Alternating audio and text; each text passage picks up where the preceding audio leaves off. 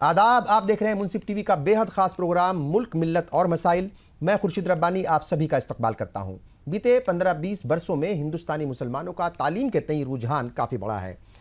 तालिब इल्म जो है मुस्लिम तबके के, वो प्रोफेशनल कोर्सेज के साथ साथ अब सिविल सर्विसेज में जाने के लिए भी कड़ी मेहनत कर रहे हैं। 16 मार्च को जब यूपीएससी के नतीजे आए तो पता चला कि यूपीएससी के इस बेहद मुश्किल और अहम इम्तिहान में कामयाबी हासिल करने वाले 1016 उम्मीदवारों में करीब 50 उम्मीदवार मुस्लिम तबके से थे। साथ ही टॉप 100 में भी 5 मुस्लिम उम्मीदवार जगह बनाने में कामयाब रहे।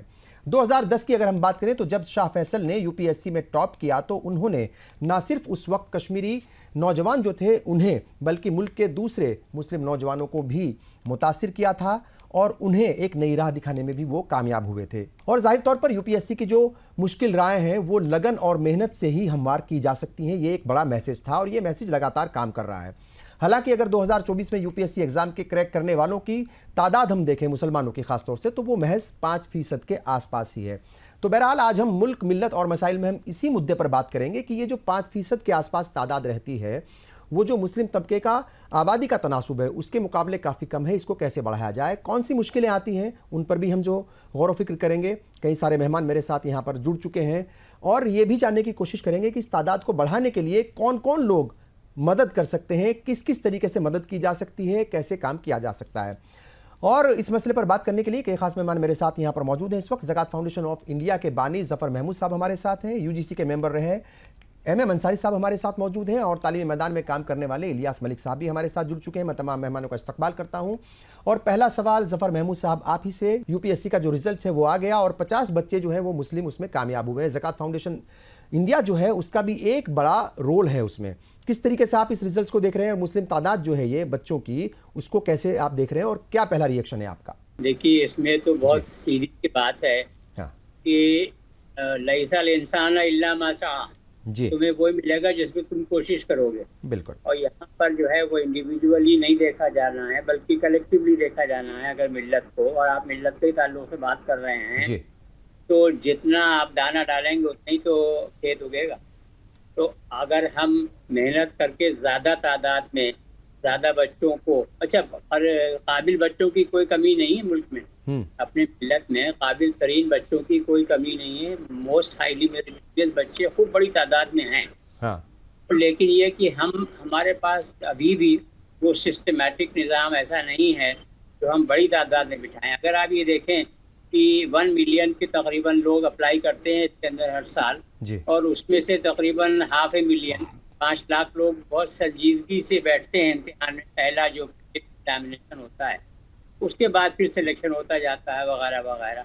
तो अगर आप 500,000 भी मान लें तो उसमें मुल्क की हमारी जो परसेंटेज है उसके हिसाब से कितने बच्चे बैठने चाहिए? तकरीबन 1 लाख 2 लाख बच्चे हमारे जो छठ के बैठ रहे हैं। लेकिन अगर जो अप्लाई करते हैं उसमें से 1.5 लाख को अप्लाई करना चाहिए 15% के हिसाब, वरना जो में सीरियसली बैठते हैं वो भी 75। लेकिन वो 75,000 काबिल तरीन बच्चे हों और उनकी खूब अच्छी तैयारी हो, बेहतरीन सिस्टमेटिकली मिल्लत की तरफ। तो उसके अगर उन हिंदुओं से आप मिलाइए, कंपेयर करिए जो हकीकत है आज की, तो हकीकत तो ये है कि 2-4 हज़ार भी नहीं बैठते।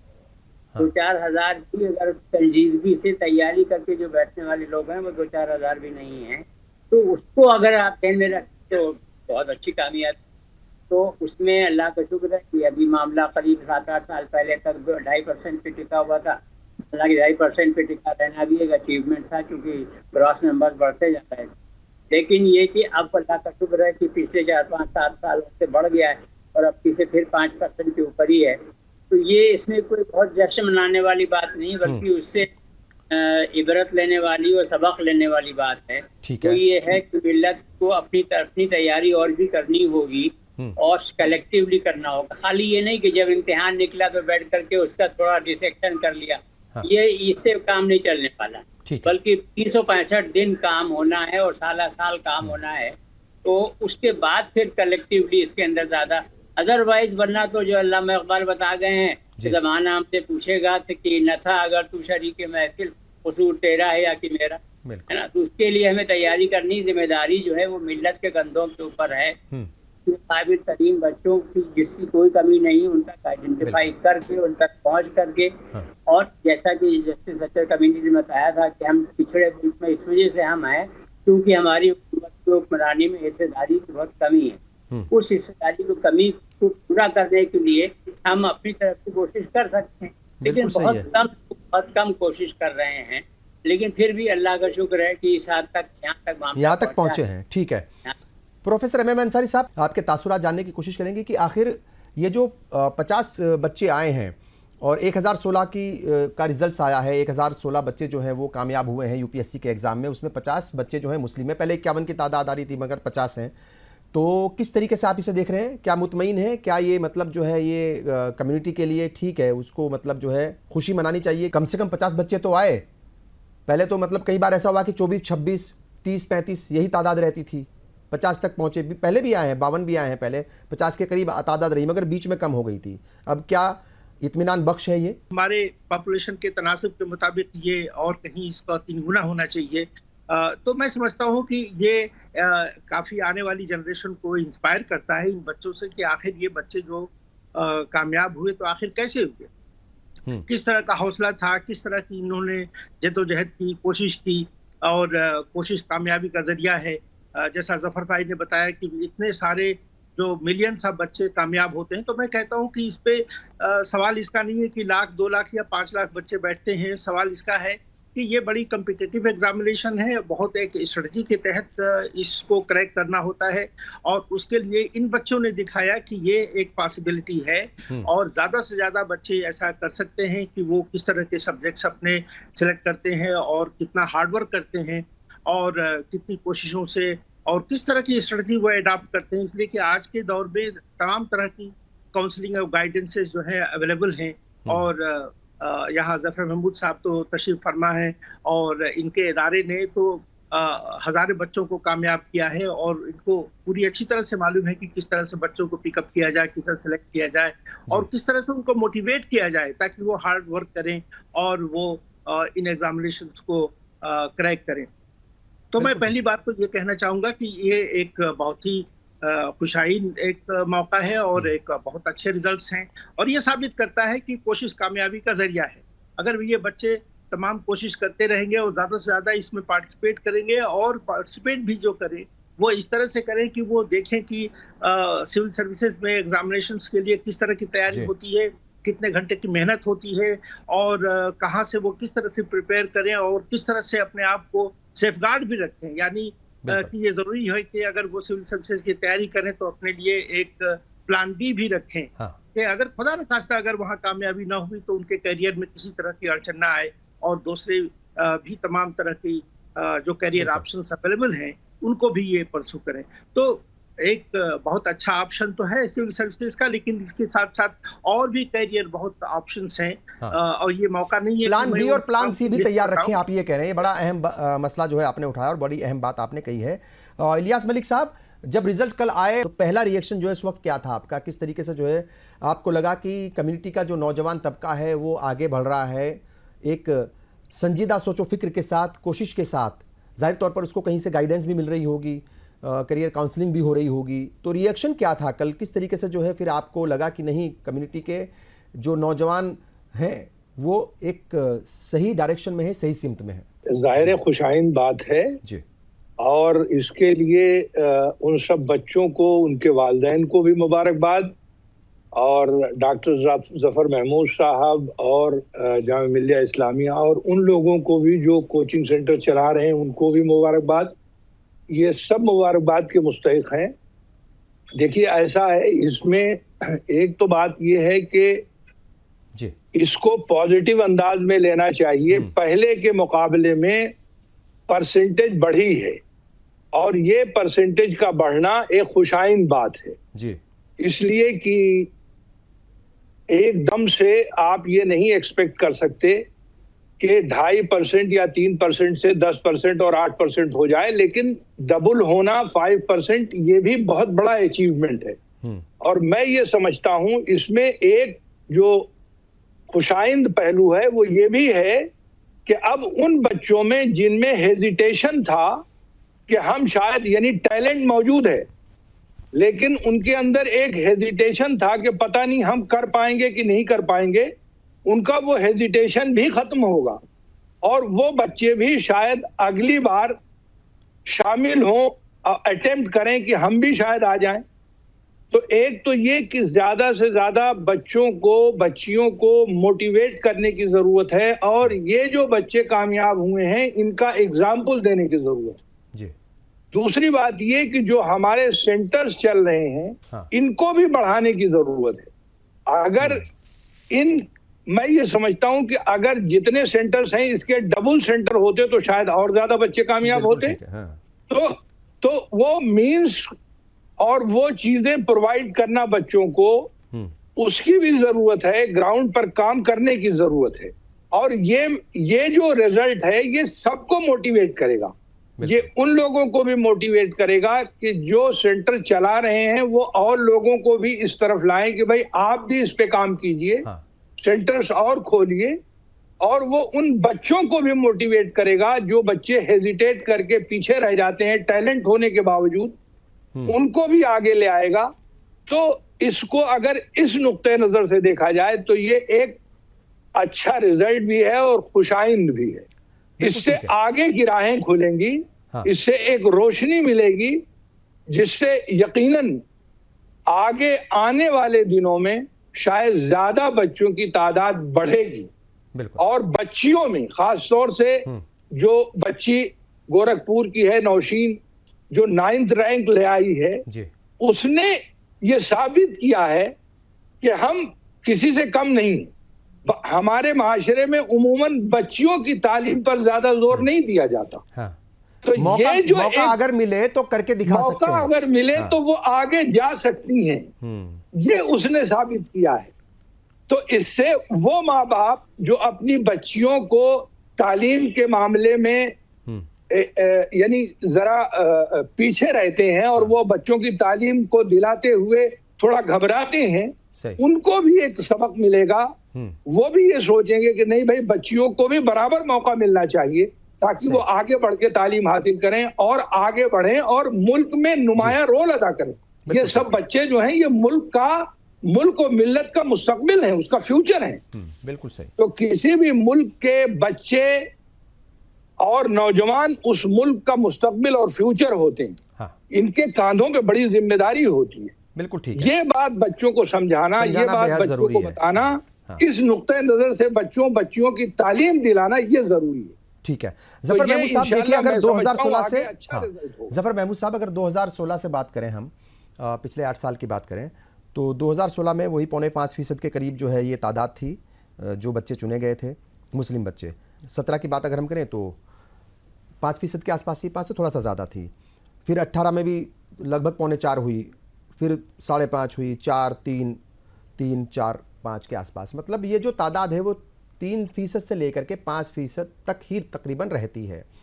और सही आंकड़ा तो आप बता सकते हैं उससे पहले का कि कब सबसे ज़्यादा रही है, थोड़ा सा अगर आप उसमें जो है रोशनी डालें तो ज़्यादा बेहतर है। मगर इसके ऊपर भी बहुत सारे सवाल उठने लगते हैं। कई बार आपसे भी जिक्र होता है इस बात का कि बहुत सारे ऐसे लोग हैं जो सवाल उठाने लगते हैं कि मुस्लिम बच्चे जो हैं वो इस इतनी बड़ी तादाद में कैसे चुन करके आ रहे हैं, कैसे वो एग्ज़ाम पास कर रहे हैं। चूँकि हर तरह के लोग हैं और उसमें मीडिया में भी ऐसे लोग हैं, उसको आप कैसे देख रहे हैं? उनसे निपटने की कैसे ज़रूरत है? मतलब चूँकि निगेटिव पब्लिसिटी भी बहुत ज़्यादा होती है कि भाई वो फला तंजीम है वो काम कर रही है, वो ये काम क्यों कर रही है, क्यों मुस्लिम बच्चों के ऊपर ही ज़्यादा फोकस कर रही है। हालांकि चाहे वो आपकी तंजीम हो, चाहे वो जामिया जो कोचिंग सेंटर चला रहा है वहाँ पर भी गैर मुस्लिम बच्चे भी पढ़ते हैं।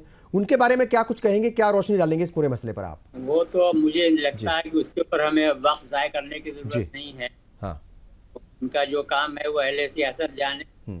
मेरा पैगाम मोहब्बत है जहाँ तक पहुँचे, मिल्लत को ये पॉलिसी लेकर के चलनी चाहिए और अल्हम्दुलिल्लाह ये पॉलिसी खूब अच्छी तरह चल भी रही है। उसमें और उसमें फ़रोग़ मिलना चाहिए, लेकिन हमें अपने अंदर झांक करके देखना है कंटिन्यूअसली कि हम किस कदर अपने को और इम्प्रूव कर सकते हैं, कहाँ कहाँ मामला है। तो उसमें खाली देखिए जो जस्टिस सच्चर कमेटी ने कहा था, मैंने अभी आपको अर्ज़ किया कि मुल्क की हुक्मरानी में हमारी कमी है।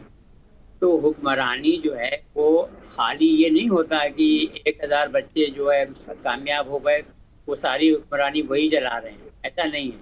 आप किसी भी मिनिस्ट्री में चले जाएं, किसी भी दफ्तर में, कलेक्ट्रेट में, 766 जिले हैं मुल्क में, उस तो इसके मतलब 766 कलेक्ट्रेट हैं।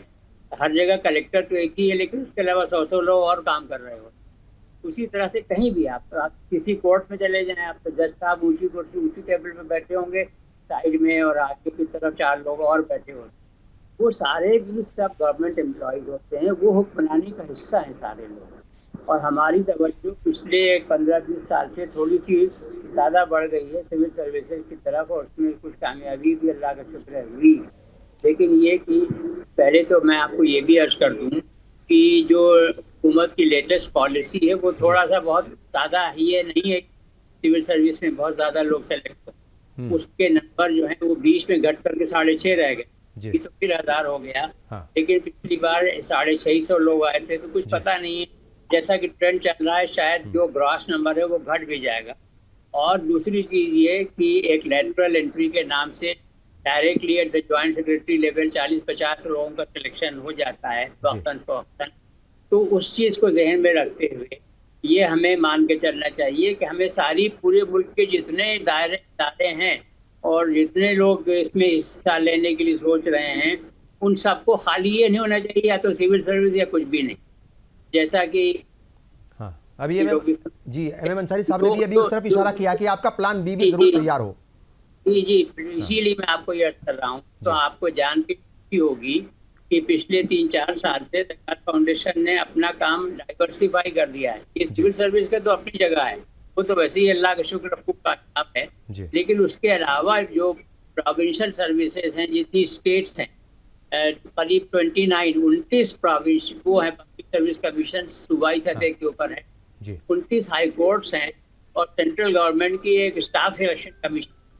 ये सब लोग जो मिल करके सिलेक्शन करते हैं, जो कि मुल्क की हिस्सेदारी में हिस्सा लेते हैं लोग सिलेक्शन के बाद, वो उनकी तादाद तकरीबन 4-5 लाख होती है हर साल जो जी। आप सोचिए कि ये एफर्ट थोड़ी सी डाइवर्सिफाई कर दी जाए मुल्क की सतह के ऊपर और उसमें उस तरफ भी तवज्जो दी जाए, जैसा कि हमने कर लिया है अल्हम्दुलिल्लाह, कामयाबी है उसके अंदर भी, लेकिन ज़्यादा लोगों को इसके अंदर जुड़ना पड़ेगा पूरे मुल्क के अंदर।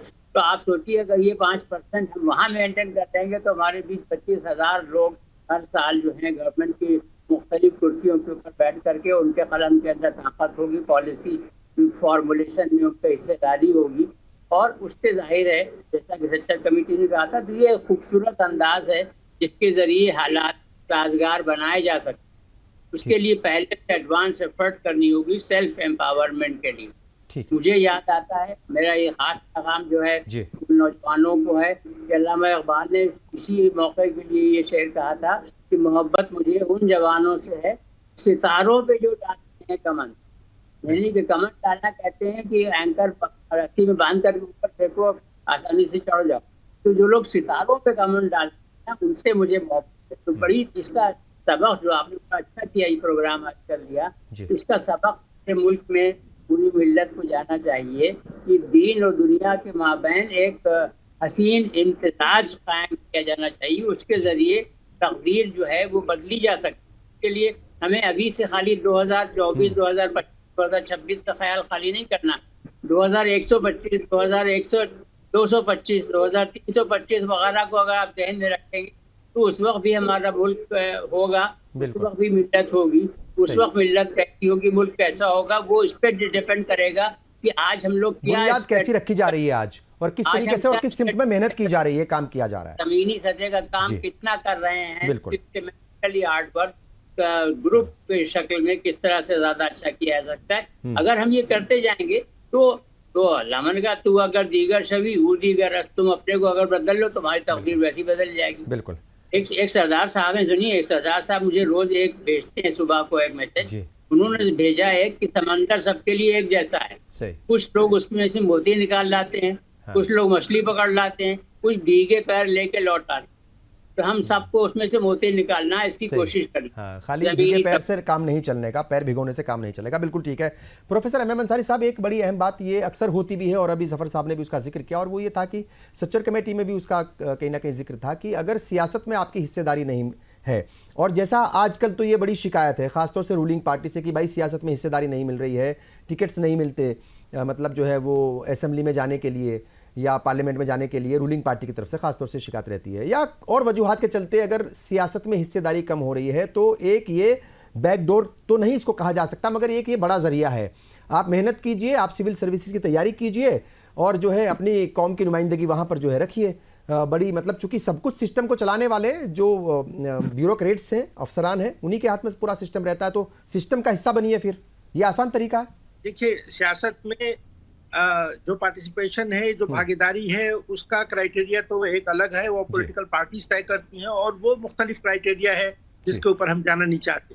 लेकिन जो ये इतने सारे जो बच्चों ने कामयाबी हासिल की है, इससे साफ जाहिर होता है कि मुस्लिम बच्चों में मुल्क के लिए और समाज की खिदमत के लिए कितना बड़ा जज्बा है और कितनी बड़ी कोशिश कर रहे हैं ये। तो ये एक ऐसा एरिया है, मैं समझता हूँ कि ज्यादा से ज्यादा बच्चे इसमें शामिल हो सकते हैं, कामयाबी हासिल कर सकते हैं।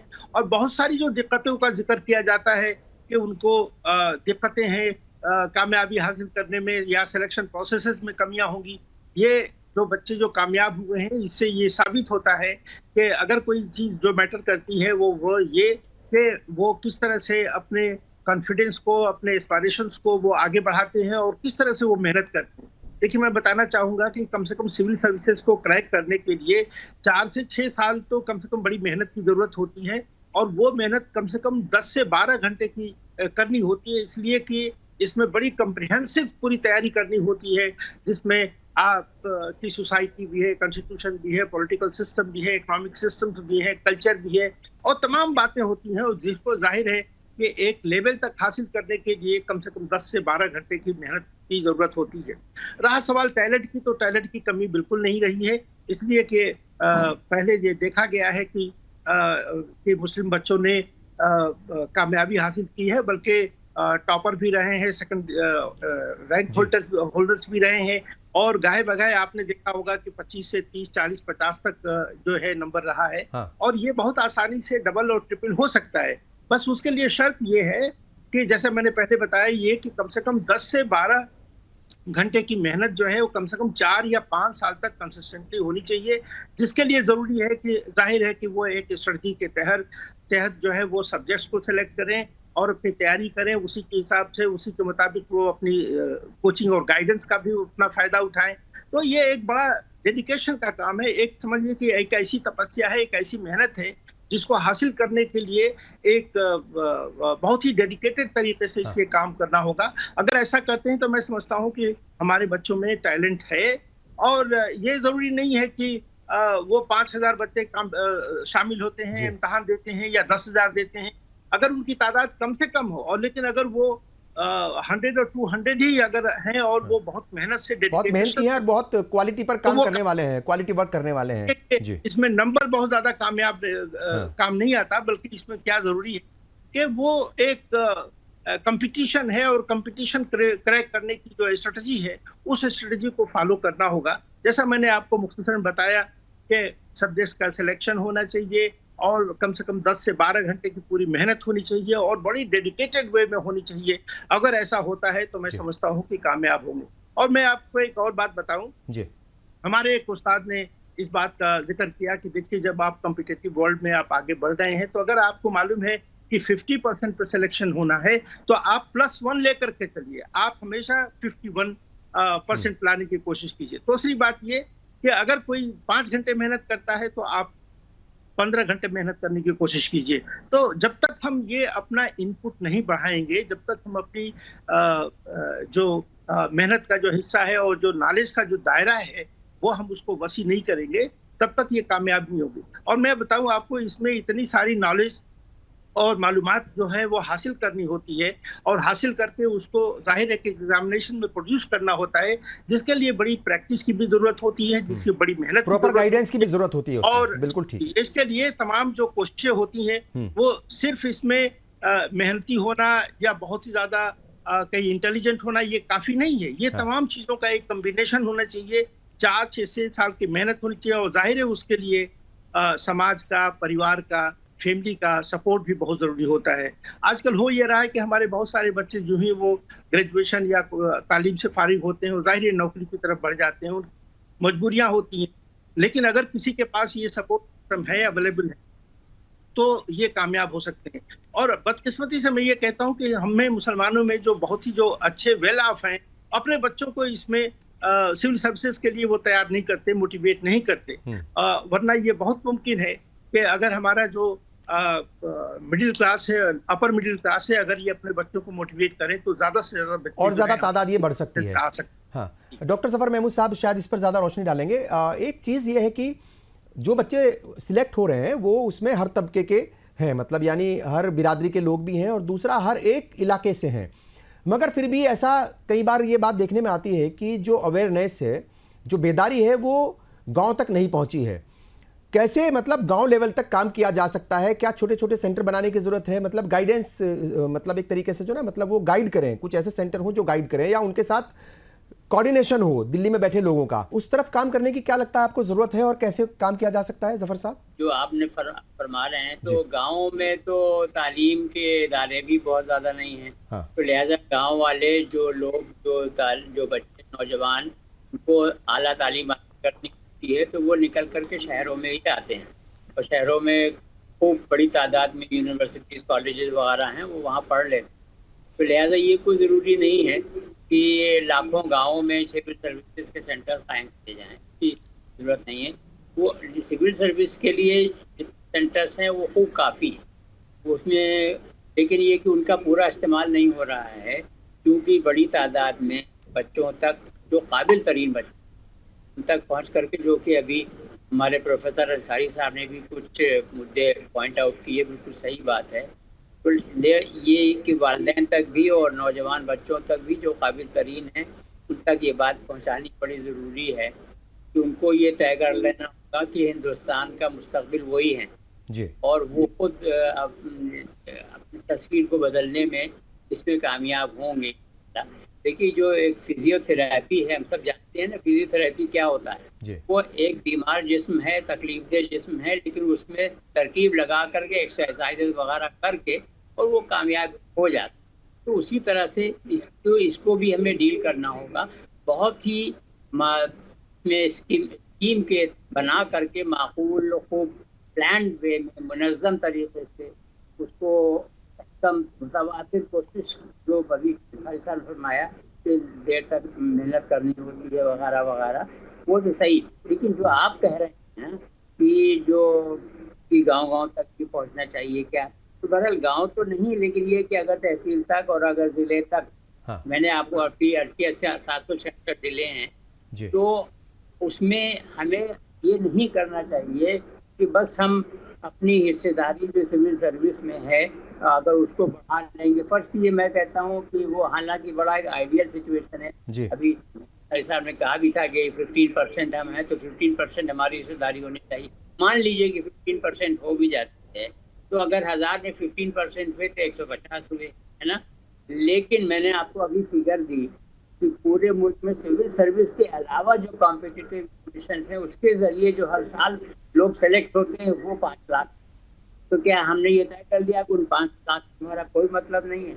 ऐसा बिल्कुल नहीं होना चाहिए। मैं आपका फायदा उठा करके इस प्रोग्राम का ये भी करूँ कि चूँकि हम ये काम भी कर रहे हैं कई साल से, सिविल सर्विस के अलावा वाला भी, तो सारे स्टेट्स, बड़ी तादाद में स्टेट में पब्लिक सर्विस कमीशन, आपको बड़ा ताज्जुब होगा ये जानकर कि बड़ी तादाद में 500, 700, 800 वैकेंसीज निकालते हैं स्टेनोग्राफर्स, शॉर्ट हैंड स्टेनोग्राफर्स की वैकेंसी निकालते हैं गवर्नमेंट जॉब के लिए, और वो बड़ी इंपॉर्टेंट पोजीशन से they become secretaries to important people, to ministers, to secretaries वगैरह, उनके वो प्राइवेट सेक्रेटरी बन जाते हैं। लेकिन आपको जान के ये ताज्जुब होगा कि पूरे मुल्क में, सिर्फ मुसलमानों में नहीं, पूरे मुल्क में शॉर्ट हैंड कैंडिडेट्स मिलते ही नहीं। अगर हम आप मिल करके ये तय कर दें कि हम अपने इंस्टीट्यूट बना करके और बच्चों को शॉर्ट हैंड ही सिखाना शुरू कर दें, तो हमारे 500, 700, 800 लोग उसी के जरिए जो है वो डिफरेंट गवर्नमेंट के ऑर्गेनाइजेशंस में जाना शुरू हो जाएंगे। और इसमें आपके जरिए ये भी पैगाम जानना पड़ा है कि अभी इलियास साहब ने फरमाया था ये बच्चों तक ये जाना जरूरी है कि कोई इसमें इसकी कोई जरूरत नहीं है कि हम नहीं आ पाएंगे या किसी का मैं आपको एक मिसाल दे रहा हूँ। जैनब सईद एक बच्ची अपनी फाउंडेशन के जरिए सेलेक्ट हुई थी कई साल पहले। वो पूरी उम्र उसने हिजाब बांधा और हिजाब बांध करके ही वो यूपीएससी का इंटरव्यू देने के गई। और खाली यही नहीं कि कामयाब हुई, उस साल यूपीएससी ने उसको पूरे मुल्क में इंटरव्यू में सबसे ज्यादा नंबर दिए। तो लिहाजा ये सब चीजें जो है वो बहानेबाजी है हमारी अपनी इंफरादी। ये कोई प्रॉब्लम किसी तरह की है ही नहीं। बिल्कुल कहीं सेलेक्ट हो जाना जो है वो एक आर्ट है कि हमें अपने को सेलेक्ट करवाना ही करवाना है। और ये कि ठीक है I will aim for the moon, I will at least land in the sky, ये भी जरूरी है साथ लेकर चलना। तो उसमें सिलेक्शन कमीशन है। मैं आपको ये भी अर्ज करूँ कि पिछले 15 साल में मैंने ही करीब 58 ओरिएंटेशन प्रोग्राम एड्रेस किए, 58 ओरिएंटेशन प्रोग्राम कॉम्पिटिटिव एग्जामिनेशन के पूरे मुल्क में। और कोई स्टेट या कोई यूनियन टेरिटरी बची नहीं जहाँ कम से कम 1 या 2 दफा हमने किया हो। और तैयार भी जगह जगह जो है कोचिंग हो रही हैं और खूब कामयाबियां भी मिल रही हैं। तो मॉडल मौजूद है, लेकिन ये कि उसमें ज्यादा लोगों को हिस्सेदारी करनी पड़ेगी। और ये बिल्कुल आपको आपके जरिए पैगाम जाना चाहिए कि सिविल सर्विस में जितने लोग कामयाब हो जाए बड़ी अच्छी बात है। अभी 50-150 तक आ जाए नो प्रॉब्लम, बड़ी अच्छी बात है। लेकिन वहाँ इस्तीफा नहीं करनी है, वहाँ रुकना नहीं है। जो दूसरे non civil service competitive examination हैं पूरे मुल्क, उनकी भी तैयारी करनी है, उस तरफ भी आगे बढ़ना है। जी नहीं, पूरे मुल्क में बच्चों तक ये पैगाम नहीं जा रहा। बच्चे जो है वो कहते हैं कि या तो मैं मेडिकल या इंजीनियरिंग में चला जाऊंगा, वरना मैं ढूंढूंगा कोई प्राइवेट जॉब वगैरह कहीं लो लेवल। ये नहीं है। अपने देखिए गवर्नमेंट सर्विस जो है वो बच्चों को उसमें डाल देना, ये एक इंडिविजुअल को एम्पावर नहीं करना है, ये कम्युनिटी को एम्पावर करना है फॉर द नेक्स्ट 40-50 ईयर्स। ये चीज जहन में रख करके आपको ये बात अपनी लोगों तक अपने प्रोग्राम के जरिए पहुंचानी होगी कि ये खाली सिविल सर्विस का मामला नहीं है। हम बदल सकते हैं, तस्वीर को बदल सकते हैं। सही, तस्वीर से तकदीर को बदला जा सकता है। सुनिए, अभी जो प्रोफेसर अंसारी साहब ने एक और पॉइंट रखी थी कि आपने सवाल उनसे पूछा था कि पॉलिटिकली हम जो है रिप्रेजेंटेटिव वगैरह, तो जस्टिस सच्चर कमेटी की जो प्राइम मिनिस्टर हाई कमेटी ने इसको भी पॉइंट आउट किया। उसने कहा है कि जो मुल्क की सियासी नुमाइंदगी में कमी है मुसलमानों की, उसमें आमतौर से लोग समझते हैं, जो कि आपने जिक्र भी किया कि पार्टी टिकट नहीं देती है, टिकट देती है तो वोट नहीं मिलता वगैरह वगैरह। वो किसी हद तक सही है, लेकिन जस्टिस सच्चर कमेटी ने कहा कि बड़ी वजह ये नहीं, बड़ी वजह है फॉल्टी डिलिमिटेशन। हदबंदी जो है उसके अंदर रूल के खिलाफ हदबंदी होती है। परिसीमन जो होता है, परिसीमन है, कहीं रिजर्वेशन है, बहुत सारी नहीं। हाँ, तो मैं आपको यश कर रहा हूँ अल्हम्दुलिल्लाह हमारे यहाँ एक डिलिमिटेशन है, पिछले 10 साल से काम हो रहा है खामोशी से लागू, तो उसमें भी बड़ी कामयाबियां हैं। बिल्कुल ठीक है। उसमें भी अगर मुल्क के दूसरे एनजीओ भी जुड़ जाएं तो इंशाअल्लाह पॉलिटिकल नुमाइंदगी में भी इजाफा होने लगेगा। ये सब अपने पास है, सब हिसाब मौजूद है, अपने पास पूरा इलाज मौजूद है। हमारे हुजूर सल्लल्लाहु अलैहि वसल्लम ने भी आखिर के 1/3 जिंदगी में जो है अच्छे काम के लिए ही change the world for the better, उस सुन्नत पे चल करके हम भी काम कर सकते हैं। बिल्कुल ठीक है। इलियास मलिक साहब, जैसे सवाल मैंने उनसे पूछा था वही मैं आपसे पूछ रहा हूँ। जो देही इलाके के बच्चे हैं, मतलब ग्रामीण क्षेत्रों से जो बच्चे आते हैं, अक्सर ये देखने को मिलता है, देखिए चाहत तो उनकी भी होती है कि वो भी जो है वो आला अधिकारी बने, बड़े अधिकारी बने, बड़े अफसर बने, बड़े मकामात पर जो है वो जाएं, मगर वो प्रॉपर गाइडेंस की वजह से, नहीं मिलने की वजह से वो पीछे रह जाते हैं कई बार। अब बहुत सारे मैंने देखा है कि बहुत सारे इलाकों में, मतलब ग्रामीण लेवल पर, गांव के लेवल पर भी कुछ छोटी छोटी तंजीमें काम कर रही हैं। तहसील लेवल पर तो काम कर ही रही हैं, बड़े शहरों में तो काम कर रही हैं, बट छोटे छोटे गांव में भी जो है कुछ छोटी छोटी तंजीमें काम कर रही हैं, मगर उन तंजीमों को भी गाइडेंस की ज़रूरत है। तो कैसे, मतलब जो है वो, जैसे मैंने कहा था ज़फ़र साहब से भी, भाई दिल्ली में जो बड़ी तंजीमें हैं वो उनकी मदद करें, और बहुत सारी ऐसी तंजीमें जो कोशिश करती भी हैं, मगर वो पैसे की कमी की वजह से, वसाइल की कमी की वजह से वो डे टू डे कांटेक्ट में नहीं रह पाती, वो नहीं कर पाती हैं उस तरीके से। तो वो जो बच्चे हैं जिन्हें गाइडेंस की, प्रॉपर गाइडेंस की ज़रूरत है, और वो गांव के, मतलब पिछड़े गांव में बैठा हुआ है, बहुत दूर है वो दिल्ली से, और उसके लिए दिल्ली वाकई बहुत दूर है, उनके लिए कैसे कम्युनिटी के जो जिम्मेदार लोग हैं वो काम कर सकते हैं? क्या कुछ जो है वो रास्ते आपको समझ में आते हैं? थोड़ा सा उस पर रोशनी डालिएगा।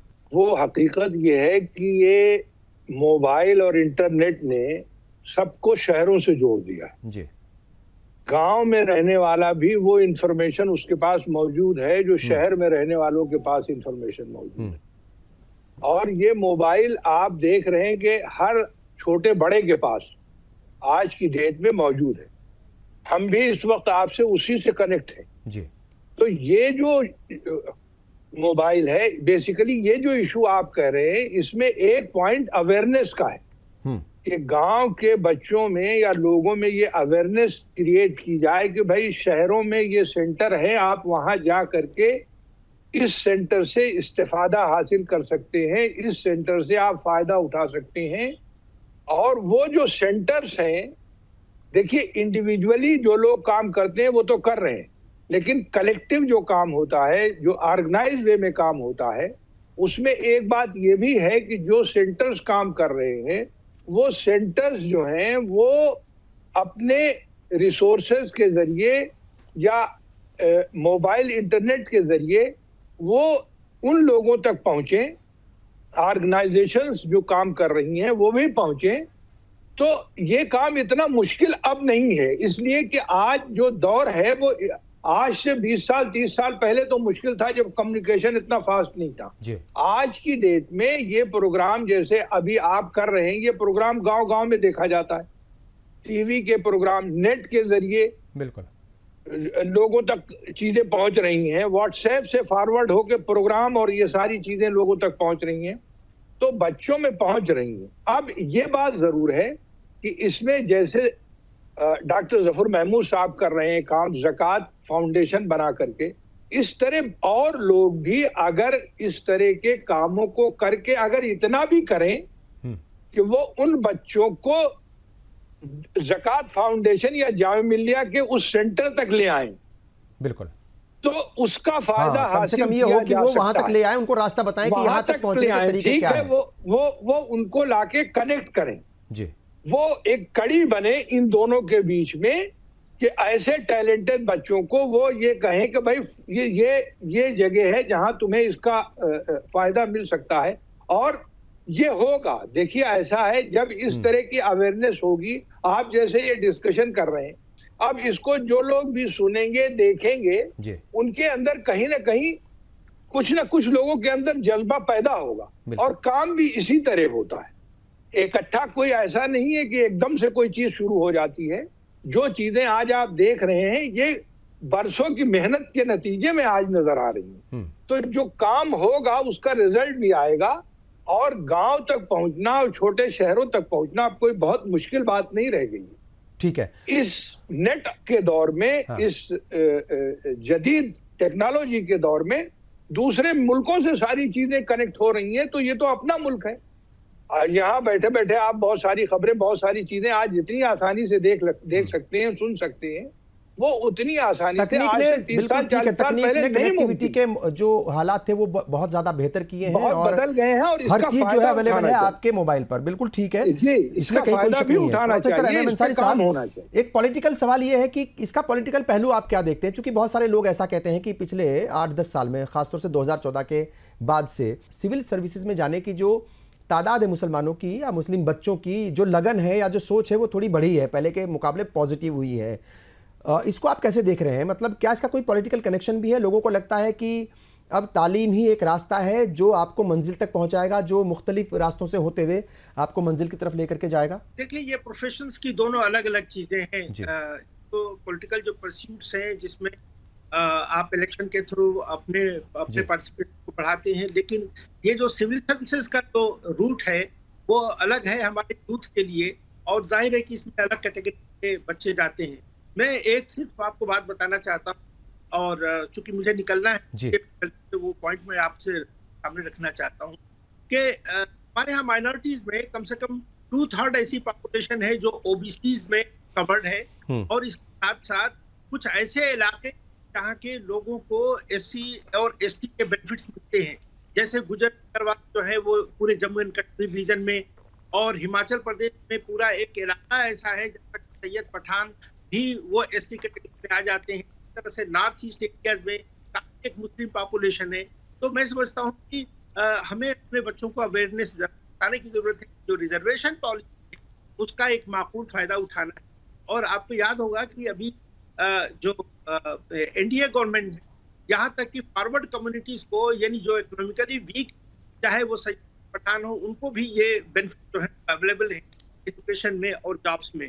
तो कहने का मेरा मतलब ये एक अवेयरनेस बढ़ाई जाए और जो बच्चे मेहनत करते, कोशिश करते हैं, वो कामयाब भी होते और वो रिजर्वेशन का फायदा उठाएं। तो आप अगर देखेंगे कि जो हमारे जो 50 जो बच्चे कामयाब हुए हैं उसमें से काफी अक्सरियत वो हैं जिन्होंने रिजर्वेशन पॉलिसी का फायदा उठाया। तो इसके बारे में भी एक अवेयरनेस होनी चाहिए ताकि जो वो लोग SC ST कैटेगरीज का फायदा उठा सकते हैं, खासकर जिसका मैंने जिक्र किया, गुजर बकरवाल से, हिमाचल प्रदेश में कुछ एरियाज हैं जहाँ पे मुस्लिम पॉपुलेशन हालांकि बहुत कम है, वो फायदा उठा सकते हैं। उसी तरह से नॉर्थ ईस्ट रीजन से, इसलिए कि वहाँ पे जो कास्ट बेस नहीं है, वहाँ पे पूरे इलाके को ही उन्होंने SC ST कैटेगरी दे दिया। तो उस इलाके में कोई रहता है, चाहे फॉरवर्ड हो या बैकवर्ड कम्युनिटी का, उसका फायदा उठाता है। तो ये अवेयर, और वो जो कलेक्टर्स हैं, जफर महमूद साहब के ऑर्गेनाइजेशन जो है चलाती है, उस तरह के बच्चों को आइडेंटिफाई, वहां से उनको मोटिवेट करे। तो वो अगर उनका मेरिट थोड़ा सा कम भी है तो भी रिजर्वेशन पॉलिसी के तहत वो कामयाब हो जाते हैं। तो अगर हम देखते हैं कि जो जनरल कैटेगरी, जो रिजर्व कैटेगरी, जो परसेंटेज है वो अलग अलग होती है, और जो रिजर्व कैटेगरी के जो बच्चे आते हैं का ये फायदा उठा जाता है। तो हमारी स्ट्रेटेजी ये रिजर्वेशन का फायदा उठाना शामिल होना चाहिए। बिल्कुल ठीक है, बहुत शुक्रिया। जफर महमूद साहब, इदारा साजी पर आप हमेशा ही जोर देते हैं और कहते हैं कि इदारा साजी जितनी बढ़ेगी या उस पर काम किया जाएगा, रिजल्ट्स और अच्छे आएंगे।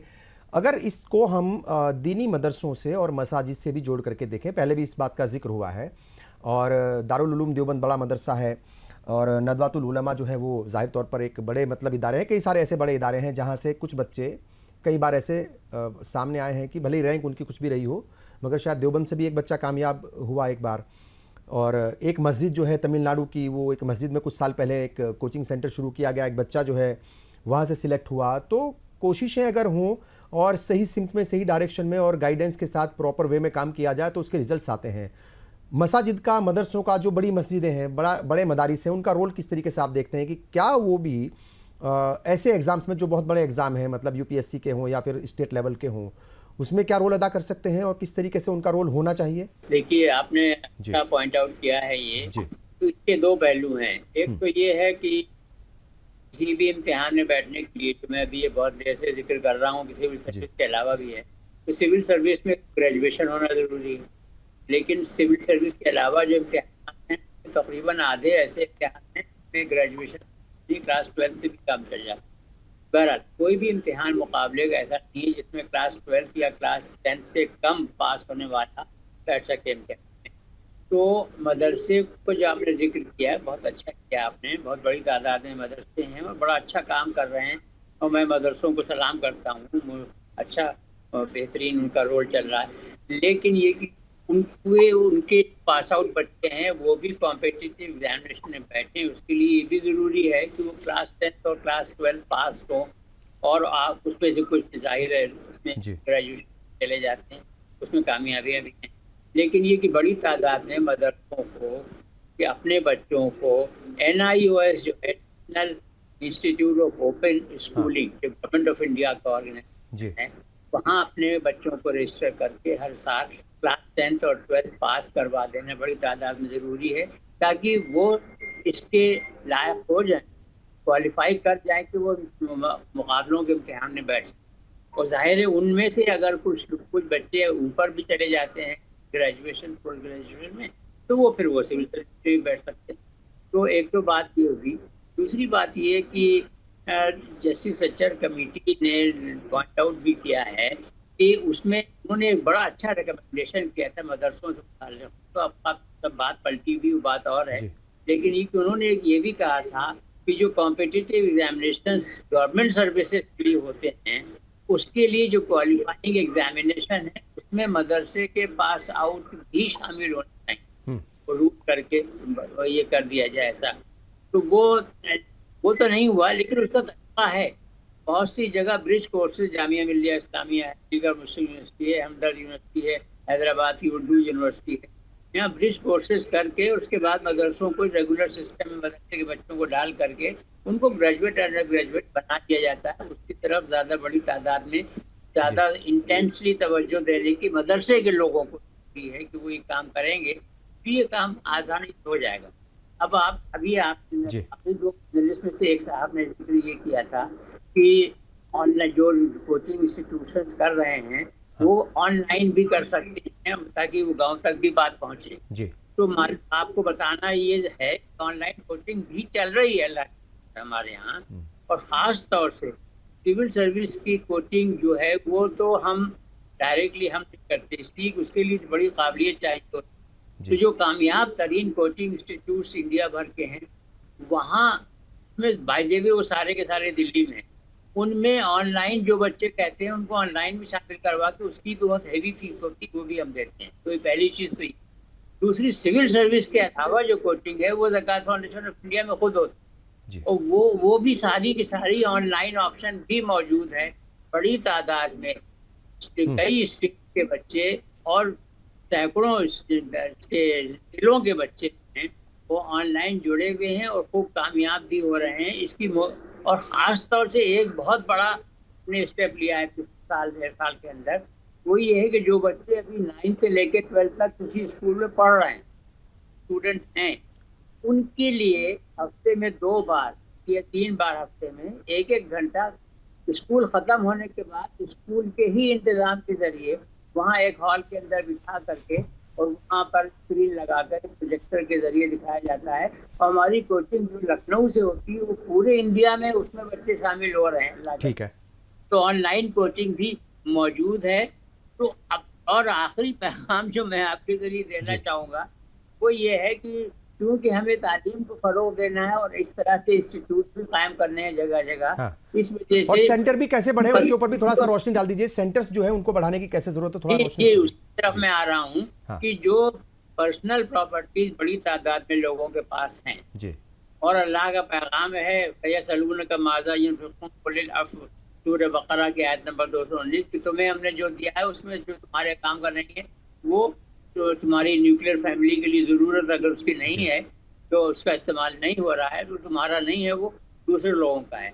तो बहुत बड़ी तादाद में मुल्क में मुसलमान ऐसे हैं जिनके पास बड़ी पर्सनल प्रॉपर्टी मौजूद है जिसका कि इस्तेमाल उनके पर्सनल काम में नहीं आ रहा है, तो उसका इस्तेमाल मिल्लत के लिए करें। वो कोई ट्रस्ट बना दें, कोई सोसाइटी बना दें, वो सब करें, उसमें खुद भी शामिल रहें, बड़ी अच्छी बात है।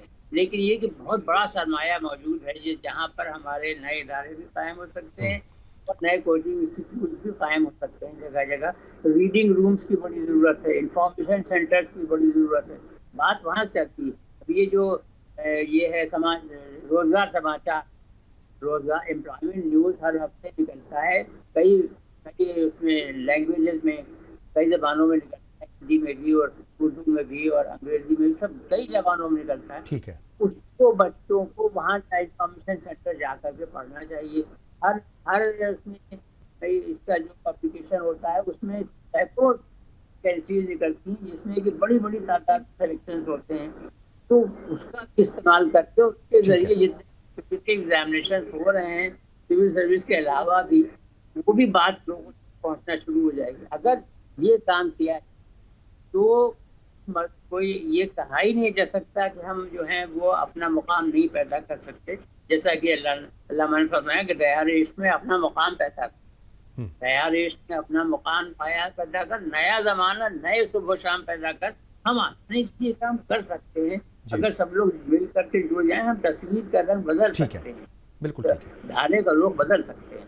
बिल्कुल ठीक है। इलियास मलिक साहब, क्या पैगाम रहेगा आखिर में? ये जो तादाद है, लगातार उसी पर बात हो रही है कि तादाद जो है वो अभी जो मुस्लिम तबका है, जो उसकी परसेंटेज है आबादी के हिसाब से वो कम ही है, तो उसको बढ़ाने में कौन कौन जो है वो रोल अदा कर सकते हैं, किस तरीके से? चूँकि बहुत सारे रास्ते बताए हैं ज़फ़र महमूद साहब ने, आपको ऐसा और क्या लगता है कि इन मैदानात में अगर काम किया जाए या ये लोग अगर मिल करके आगे आ जाएं तो ये तादाद बढ़ सकती है? तो कौन कौन से मैदानात में काम करने की और किन किन लोगों को साथ आकर के काम करने की ज़रूरत है? क्योंकि अवेयरनेस भी बढ़ाना बहुत ज़रूरी है, अवेयर करना बहुत ज़रूरी है, बेदार करना बहुत ज़रूरी है। देखिए, बुनियादी बात यही है जो आपने कही कि इसमें एक तो अवेयरनेस बहुत होनी चाहिए, और डॉक्टर जफर महमूद साहब ने जो बातें कही वो बहुत ही कीमती हैं, और हकीकत यही है कि उन सब पे काम होना चाहिए।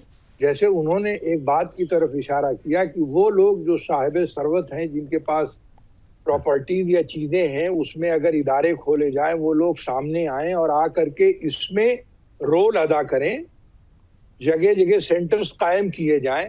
इसके अलावा जो काम वो कर रहे हैं ज़कात फाउंडेशन, ज़कात की तरफ भी तवज्जो दी जानी चाहिए। ज़कात का एक मसरफ ये होना चाहिए, और अगर लोग जो हैं वो जदीद तालीम में उन बच्चों को, जो बच्चे अच्छे हैं, उनको सिलेक्ट करके कम से कम एक बच्चे को भी अगर वो स्पॉन्सर करके पढ़ाएं और उसको इस तरह पढ़ाएं कि आखिर तक लेकर के चलें। ये नहीं, देखिए हमारे यहाँ एक प्रॉब्लम और है जी, वो ड्रॉप आउट की है। हाँ। जब बच्चे हमारे बीच में उनकी पढ़ाई रुक जाती है, कुछ बच्चे 8वीं करके रुक जाते हैं, कुछ 10वीं 12वीं तक जाते जाते बिल्कुल परसेंटेज बहुत डाउन हो जाते हैं। तो अगर इस चीज पर भी काम किया जाए कि ड्रॉप आउट रेट को कम किया जाए, ड्रॉप आउट रेट को बहुत नीचे लाने की जरूरत है, जाए। हाँ। ये इसकी बहुत जरूरत है, क्योंकि जब बच्चे आगे तक जाएंगे तो उन्हीं में से तो वो बढ़ेंगे। जो बच्चा 12th नहीं पास करेगा वो कैसे ग्रेजुएशन करेगा? जब वो ग्रेजुएशन नहीं करेगा तो आगे कैसे पढ़ेगा? पोस्ट ग्रेजुएशन कैसे करेगा, या सिविल सर्विसेज में कैसे बैठेगा? तो इसकी बहुत जरूरत है, इस पर भी काम करने की जरूरत है। बिल्कुल ठीक है। तो बुनियादी तौर पर हर फील्ड में काम करने की जरूरत है, और इसमें साहिब सरवत जो है वो भी सामने आए, और वो लोग भी सामने आए जो अपने ताल्लुकात की बुनियाद पर भी काम कर सकते हैं। ठीक है। लोग बहुत देखिए मुख्तलिफ अंदाज से मदद की जा सकती है। तो इसमें एक रास्ता नहीं है, बहुत सारे रास्ते हैं, बहुत सारे अंदाज है जिसके मुताबिक जो है आप चल करके काम कर सकते हैं, मदद कर सकते हैं। असल में विल की जरूरत है। विल अगर है तो लोग कोशिश करेंगे, और कोशिश करेंगे तो कामयाबी जरूर मिलेगी, क्योंकि कोशिश जो है वो कामयाबी की गारंटी है। बहुत बहुत शुक्रिया तमाम मेहमानों का। जाहिर तौर पर ये बात तो बिल्कुल वाज़ेह है, ये बात बिल्कुल साफ है कि जो कम्युनिटी है, जो उसका नौजवान है, उसके पास जहनियत की कमी नहीं है, शऊर की कमी नहीं है, और दिमाग की भी कमी नहीं है। वो ज़हीन भी है, बहुत टैलेंटेड भी है, मगर कई बार जो है वो गाइडेंस नहीं मिल पाती, प्रॉपर गाइडेंस की वजह से, या करियर काउंसलिंग जो होती है वो वक्त पर नहीं मिल पाती, उसकी वजह से वो कई बार पीछे रह जाते हैं। मगर जिस तरीके से आहिस्ता आहिस्ता अवेयरनेस बढ़ी है, तो उम्मीद की जा सकती है कि जो तादाद है 5% के आसपास सिविल सर्विसेज में, ये तादाद ज़रूर बढ़ेगी। उसके लिए बेदार होना पड़ेगा, और बेदारी के साथ तमाम लोगों को मिलकर के काम करना पड़ेगा। बहरहाल आपने प्रोग्राम देखा, बहुत बहुत शुक्रिया। मुझे और पूरी टीम को दीजिए इजाज़त। आदाब।